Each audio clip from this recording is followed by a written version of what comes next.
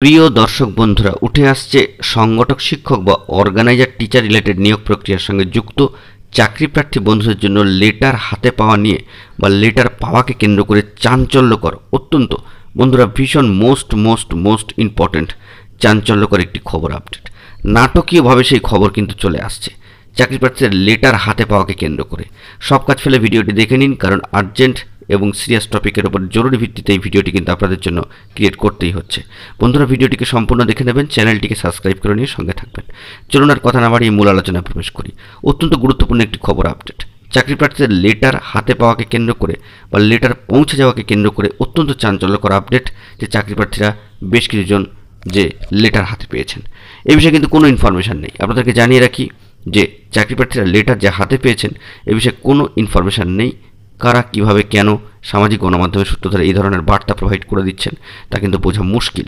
তবে সব ক্ষেত্রে একটি খবর উঠে আসছে যে মে মাসের প্রথম দিক পর্যন্ত কিন্তু লেটার পাঠানো হচ্ছিল 2009 প্রাইমারি রিক্রুটমেন্ট সংক্রান্ত বিষয়ে।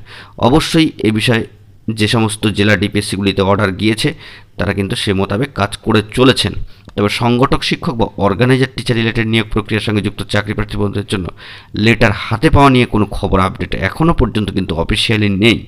অবশ্যই সামাজিক গণমাধ্যমের সোর্সকে কেন্দ্র করে এবং সামাজিক গণমাধ্যমের সূত্র ধরে এই খবর আপডেটটি বেরিয়ে আসছে। কিন্তু বন্ধুগণ, এই ভোট পর্ব চলাকালীন সময় চাকরি প্রার্থীদের যে লেটার হাতে চলে গিয়েছে বা হাতে পৌঁছে গিয়েছে এরকম ধরনের কোনো অফিসিয়াল বার্তা কিন্তু নেই বা কোনো নোটিফিকেশানও কিন্তু নেই।